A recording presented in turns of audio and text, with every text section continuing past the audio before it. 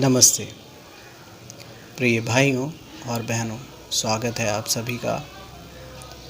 आज बात करेंगे श्री रामकृष्ण परमहंस के जीवन की एक घटना के विषय में।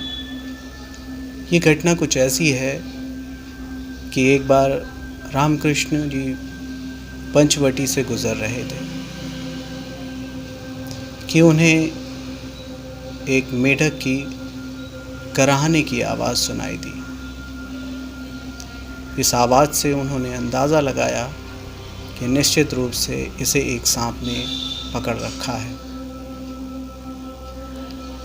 वो आगे बढ़ गए। काफ़ी समय पश्चात जब वो उसी रास्ते से वापस गुज़र रहे थे तो वैसी ही कराहपूर्ण आवाज़ उस मेढक की अभी भी आ रही थी, इतना समय गुज़रने के बाद भी। इस पर वो ठहर गए और जिस तरफ से आवाज़ आ रही थी उस तरफ की झाड़ियों को हटाकर देखा तो एक ढोढ़ा सांप मेढक को पकड़े हुए था। वो न उस मेढक को निगल पा रहा था ना ही उगल पा रहा था, क्योंकि यह एक ढोढ़ा सांप था।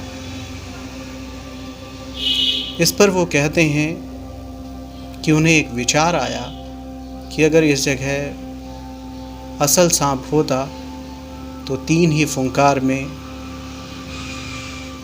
इस दर्द का अंत हो चुका होता।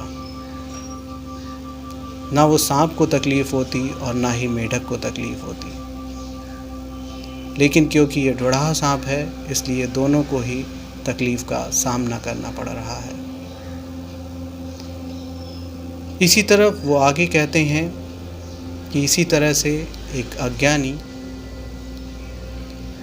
जब लोगों को ब्रह्म विद्या सिखाने चल देता है, भवसागर से उतारने के लिए, सिखाने के लिए चल देता है, तो उसी ढोढ़ा सांप की तरह उसकी भी दुर्दशा होती है और साथ ही उससे शिक्षा पाने वाले शिष्यों की भी उसी मेढक की तरह दुर्दशा होती है,